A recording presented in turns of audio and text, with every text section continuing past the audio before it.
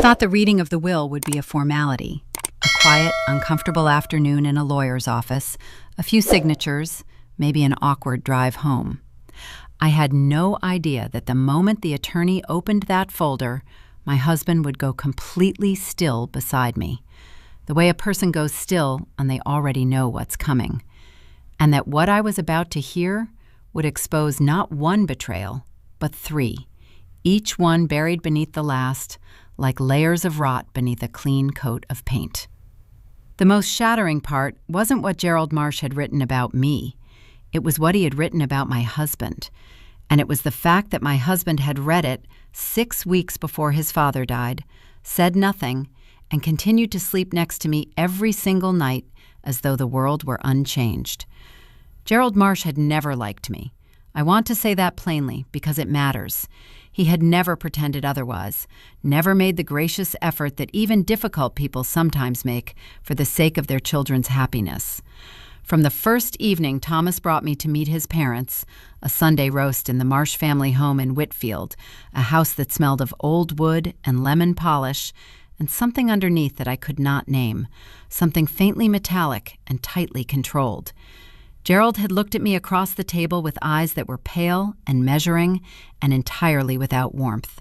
And he had said, "Thomas tells me you work in finance." He'd said it the way some men say, "Of course you do," with a faint tightening at the corners of the mouth that made the sentence mean something other than what it appeared to mean. I was 29. I was a junior portfolio manager at a mid-sized investment firm in the city.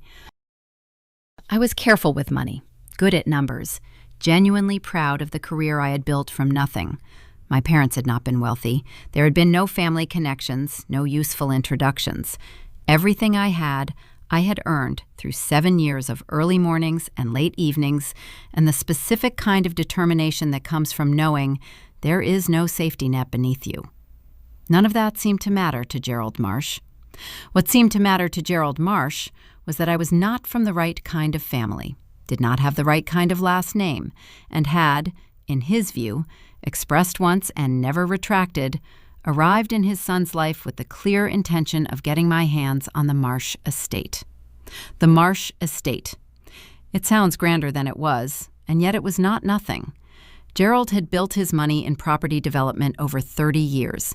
Not spectacular wealth, not the kind that makes newspapers, but the solid, unglamorous kind that accumulates quietly in the form of 3 rental properties in the north of the city, a substantial savings portfolio, and the family home itself, a 4-bedroom detached house in Whitfield that had been in his wife's family before it was in his, and that Gerald guarded with a possessiveness that went well beyond normal attachment to a home. He had made it clear in the early years of my relationship with Thomas that he intended to leave everything to Thomas outright, that the notion of a daughter-in-law having any claim on Marsh assets was something he found distasteful, and that as far as he was concerned, I was a temporary arrangement in his son's life, regardless of what Thomas believed. Thomas's mother, Helen, had been different. She was a quiet woman with Thomas's same dark eyes and a gentle, slightly apologetic manner that I came to understand was years of careful management around her husband's moods. She had been kind to me from the beginning, not effusively, not in the way that feels performative, but in the small, consistent ways that mean more. She had remembered that I didn't take sugar in my coffee, had asked once about a difficult project I'd mentioned, and remembered the outcome months later, had touched my arm on our second Christmas at the Marsh house and said, very quietly, "He'll come around. He's just frightened of things he can't control." I had not known what to say to that. I had said thank you and meant it, and I had loved Helen Marsh in the uncomplicated way you love people who are simply kind to you when they don't have to be. Helen had died 18 months before Gerald, a stroke, quick and without much warning, in early March of the year before last. The loss had changed Gerald in ways that were hard to describe. It had not softened him exactly, but it had removed the moderating influence Helen had always provided, the quiet ballast that had kept his sharper edges from cutting everyone around him. In the last year of his life, he had become more remote, more difficult, and, I understand now in retrospect, more determined, more focused on whatever it was he was planning. Thomas and I had been married for 4 years by the time Gerald died. We lived in a flat in the city, a 2-bedroom on the 6th floor of a building that got good morning light and had a small balcony where I kept 3 terracotta pots of herbs that I tended with a devotion I found slightly embarrassing. I made French press coffee every morning while Thomas got dressed, and I drank the first cup standing at the kitchen window, watching the street below come alive. Delivery vans, a woman walking a greyhound, the particular yellow of early light on wet pavement. And for most of those 4 years, my life had felt like something I had made carefully and was allowed to keep. The years with Gerald's hostility had been difficult, and I would not pretend otherwise. There had been dinners that ended in Thomas's stony silence in the car home. Phone calls I had overheard from the next room that Thomas would not summarize afterward. A particular Christmas 2 years in, when Gerald had made a comment at the table about women who marry into money that had gone briefly and horribly unanswered by everyone present, including my husband. But I had learned to manage it. I had told myself it was the price of being with Thomas, whom I genuinely loved, and that one difficult man at the periphery of our lives was not the same as a broken marriage. I had been, I understand now, managing rather than seeing. There is a difference. Gerald died on a Tuesday in October. It was not unexpected. He had been ill for several months, a cardiac condition that had worsened through the summer. But it was still jarring in the way that death is always jarring, regardless of preparation. The sudden, permanent absence where a person used to be. Thomas flew to Whitfield for the last week, stayed in the family home, handled the arrangements. I joined him for 3 days around the funeral, then returned to work because there was a quarterly review I could not reasonably miss, and because, frankly, Thomas seemed to want to handle his father's death in the particular, private way he handled most difficult things, quietly, without me too close. I had told myself this was grief. Thomas's grief had always had a sealed quality, an inwardness that I had come to accept as personality rather than symptom. I flew back to the city on a Thursday. I kissed him at the airport and said, "Call me tonight." And he said, "I will." And he did. And his voice on the phone was exhausted and flat. And he said there was a lot of paperwork, that it would take a few weeks to sort out, that the solicitor had been in touch about the will. "Is there anything complicated?" I asked. There was a pause, brief, perhaps 2 seconds, but I noticed it the way you notice a missed step in the dark. "It's straightforward," Thomas said. "There are just some things to organize." I believed him. I noted the pause, and I set it aside, and I believed him. And I went to sleep that night in our flat with the city humming below me and the herbs on the balcony catching the last of the evening light. And I thought, this is just grief, and grief takes time, and we will come out the other side of it, and our life will continue the way it has been. I was wrong, of course, but I would not know how wrong for another 6 weeks. The reading of the will was scheduled for a Monday morning in mid-November. Thomas had told me it was just a formality. Dad left everything to me. It's simple, but the solicitor has to do the official reading. It's just how it works. And I had taken the morning off work and put on a dark blazer and driven with Thomas to a solicitor's office in the business district, a quiet building with a beige waiting room and a receptionist who spoke in a near whisper, as though the whole enterprise of death and its paperwork required a lower register of voice. The solicitor's name was Penrose, a compact, gray-haired man with the kind of careful neutrality that is either innate or professionally cultivated over decades. He had laid a folder on the table, offered us both water, and settled into his chair with the quiet economy of a man who has done this many times and has learned that the best approach is simply to read, clearly and without inflection, and let the words do what they are going to do. I remember the room very clearly. The window behind Penrose was slightly fogged at the corners, condensation from the cold outside. The table between us was dark wood, polished, with a faint grain visible in the overhead light. Thomas sat to my left, and I had reached for his hand when we sat down, and he had not exactly pulled away, but his hand had been inert in mine, neither warm nor cold, simply present without pressure, the hand of someone who was elsewhere. I had noticed this and filed it under grief and nerves and this is a difficult day for him, and continued to hold it. Penrose read the opening clauses of the will, the formal language that says, I, Gerald William Marsh, being of sound mind, and I was not really listening yet, not fully. I was watching Thomas's profile, the set of his jaw, the way his eyes were fixed on the table rather than the solicitor, and I was thinking, after this we'll get lunch, something warm, and we'll talk about the next steps with the properties, and it will be all right. Then Penrose read the primary bequest. He read it once. Then there was a silence that lasted perhaps 4 seconds, and I thought, that cannot be what he said. And then Penrose looked up briefly, just a glance, and I understood that it was. Gerald Marsh had left his entire estate, the family home, the 3 rental properties, the savings portfolio, not to Thomas, not jointly to Thomas and Anna.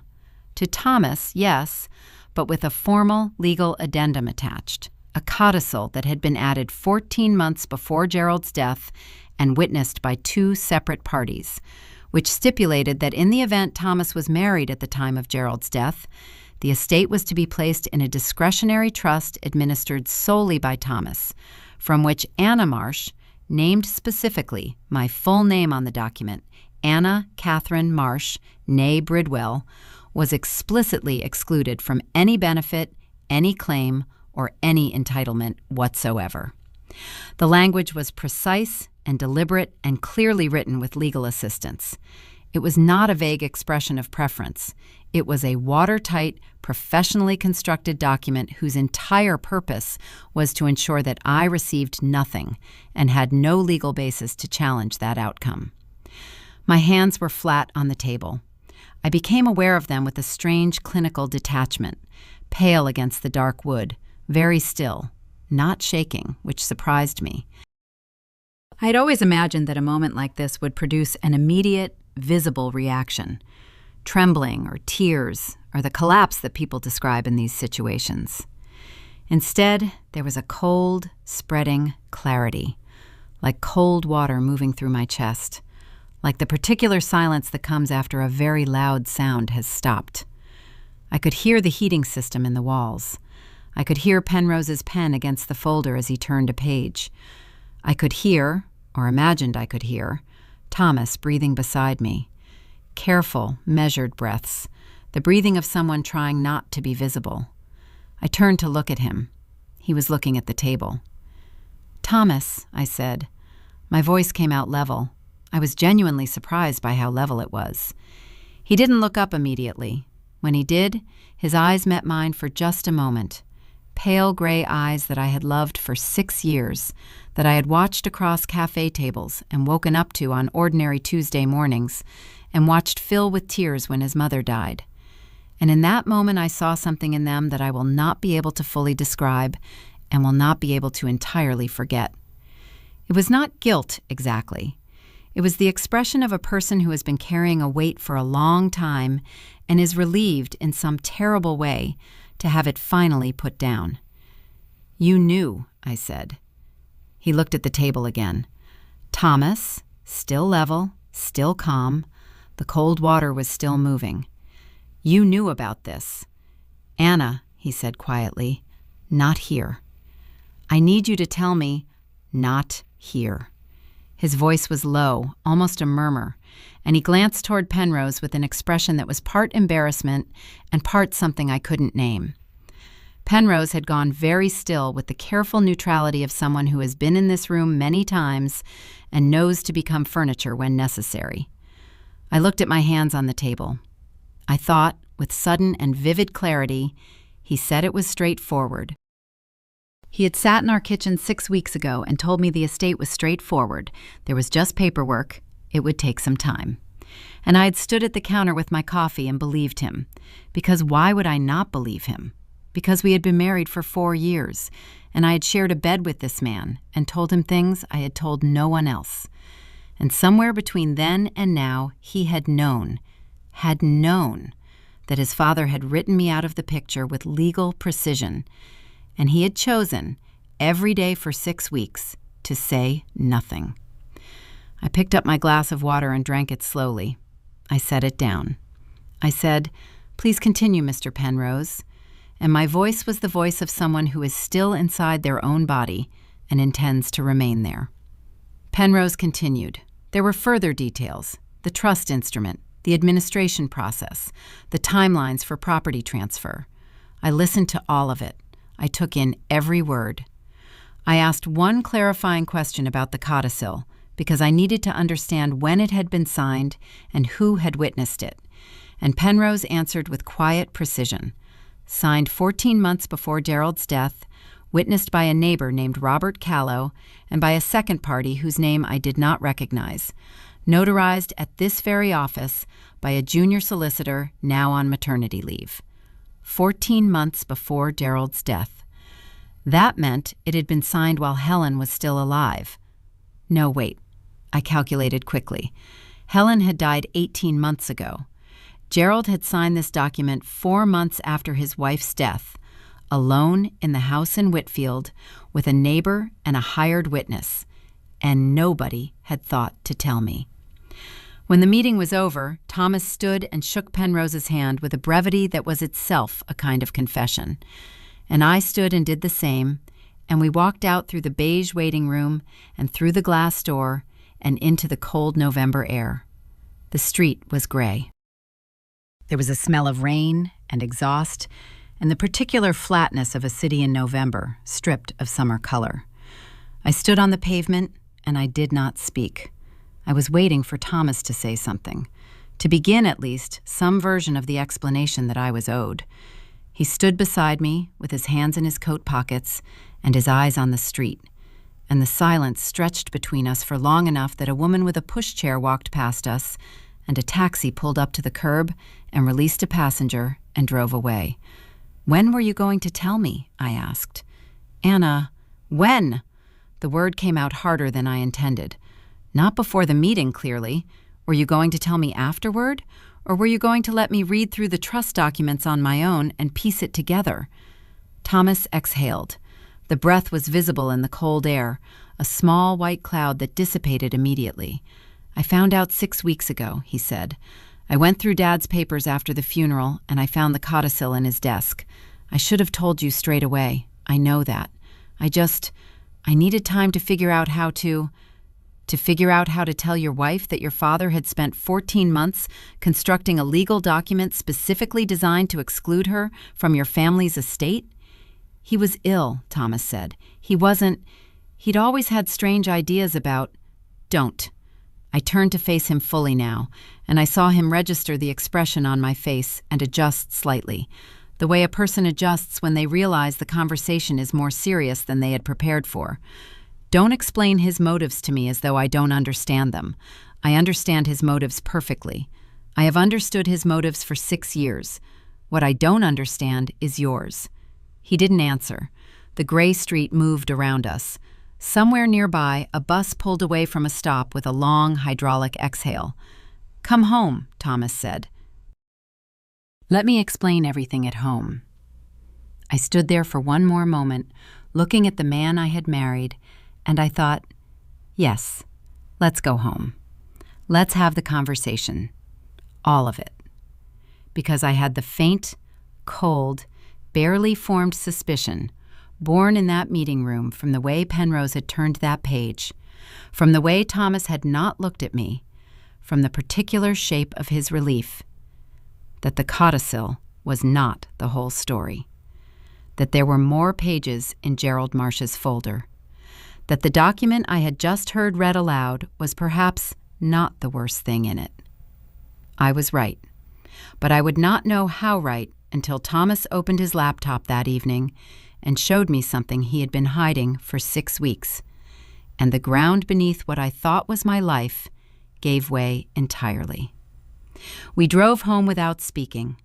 The city moved past the windows, gray pavements, shop fronts, a woman at a bus stop with a paper coffee cup pressed between her palms, and I sat in the passenger seat with my hands folded in my lap and watched it all with the peculiar detachment of a person who is still processing the exact dimensions of what has just happened to them. I was not yet angry. The anger was there, fully formed and waiting, but it was behind something else right now, something cold and clear and precise that felt more useful. I needed to understand everything before I allowed myself to feel everything. Thomas parked the car. We rode the lift to the 6th floor in silence. He unlocked the flat door, and I walked in ahead of him, dropped my bag on the kitchen counter, and stood at the window looking at the street below, the same view I had looked at every morning for 4 years. I heard Thomas hang up his coat. I heard him fill a glass of water. I heard him stand somewhere behind me, not speaking. I turned around. "Tell me everything," I said. "Not the version where you were trying to protect me. The version where you tell me what you actually knew and when you actually knew it." He set the glass down and looked at it for a moment, then looked at me. There was a tiredness in his face that I had been reading as grief for weeks and was now reading differently. Not the tiredness of a man in mourning, but the tiredness of a man who has been carrying a lie and is approaching the moment when putting it down is the only remaining option. "I found the codicil the week after Dad died," he said, "in his desk in a folder with the property deeds. I didn't know what to do with it." "You could have told me," I said, "that same evening." "I know." "Thomas, 6 weeks." "I know." He looked at the counter. "I spoke to Penrose off the record. I thought maybe there was a way to restructure things, to make it right without you having to know what he'd written." I looked at my husband and thought, "You were going to manage this, handle it quietly, and present me with a clean version." I said, "You were going to tell me your father left everything in a trust and simply not explain why I was excluded?" He said, quietly, that he had planned to decline the inheritance entirely, turn it over to charity. If he refused the estate, there was nothing to explain. I stared at him. "That is not the point," I said, and my voice had gone very still. "The point is that your father spent 14 months constructing a legal document to exclude me, and your instinct was not to tell your wife, but to make it disappear, as though the thing that needed managing was my feelings, not the truth." "Yes," he said, after a long pause. "That's what I was going to do." I turned back to the window. I pressed my fingertips against the cold glass and breathed slowly. And I thought about Helen Marsh saying, "He's just frightened of things he can't control." I had always assumed she meant Gerald. Standing at that window, I wondered for the first time whether she had also, quietly, meant her son. "There's something else," Thomas said behind me. He said it in the tone of a man who has finally run out of road. I turned around. He had his laptop open, the screen angled toward me, his expression carrying the particular weight of a person about to add a second wound to a first. "Show me," I said. It was an email chain, Thomas's personal account, not his work account. 14 or 15 messages, the most recent dated 3 days after Gerald's funeral. The correspondents were Thomas and Robert Callow, the neighbor, the witness. The subject line was Dad's wishes. The exchange had begun 2 months before Gerald's death. Callow had written first, at Gerald's apparent request, to relay a message. Gerald intended to add the codicil. He wanted Thomas to know in advance. And, here was the sentence I read 3 times, he wanted Thomas's assurance that Thomas understood and accepted his father's reasoning. Thomas had replied the following day, not to object, not to say, "My father's reasoning is prejudiced and I will not validate it." Thomas had written, "I understand. I hope you can help him feel at peace about his decision." I looked at my husband. "You knew while he was alive," I said. "Anna, you knew before he died. He told you through this man," I gestured at the laptop. "And you wrote back to say you understood." My voice had gone very quiet, the way a room goes quiet before a storm rather than during it. "I was trying to keep peace with him," he said. "He was dying, Anna. He was my father, and he was dying, and there was nothing I could say that would change his mind, and I thought, you thought it would be easier to let him die believing you agreed with him?" I moved around the counter and stood directly in front of him. "That is not keeping peace. That is taking a side." The silence that followed was not like any silence we had had before. It was the silence of something structural, something in the architecture of what I had believed about my marriage becoming visible in a new and irrevocable way. "I need you to leave the flat tonight," I said. He did not argue. He went to the bedroom, packed a bag with the quiet efficiency of a man who had half expected this, and 20 minutes later, the door closed behind him, and I was alone with the hum of the refrigerator and the gray light through the windows and the absolute, ringing clarity of everything I had just learned. I made coffee, not because I wanted it, but because I needed something familiar and grounding. And I thought, with cold, methodical focus, what do I actually know, and what can I actually do with it? I called my sister. Then I opened my laptop and searched for a solicitor. Not Penrose, who was Gerald's man, but an independent family law specialist. I sent an email requesting an urgent consultation. I gave my full name, Anna Catherine Marsh, née Bridwell, the name Gerald had written into his document with such deliberate precision. I hit send. The solicitor's name was Diana O'Say, and she was extraordinarily good at her job. She reviewed everything Penrose had provided and confirmed that the codicil was legally airtight. No challenge could be mounted on the document itself. But then she asked me whether I had ever contributed financially to any of the Marsh estate assets. I thought about it and remembered. 3 years earlier, I had loaned Gerald £12,000 from our joint savings for emergency roof repairs on one of his rental properties. He had repaid $8,000. The remaining $4,000 had never been settled. Diana made a note. Then she showed me something she had found in the estate documentation. One of Gerald's rental properties, the one whose roof I had helped repair, had 2 valuations on file. The first was standard, recent, professional. The second had been conducted 4 months before Gerald's death by a different firm and was lower than the first by a significant margin. The instructing party on the second valuation was not Gerald. It was Thomas. I sat in Diana's office and felt something that was no longer cold clarity, but something sharper. A stone put down in water, settling. Thomas had instructed a lower valuation of an estate property while his father was still alive, 4 months before the death. Diana explained it precisely. A lower valuation created a lower taxable base, which benefited the trust's sole beneficiary. The beneficiary was Thomas.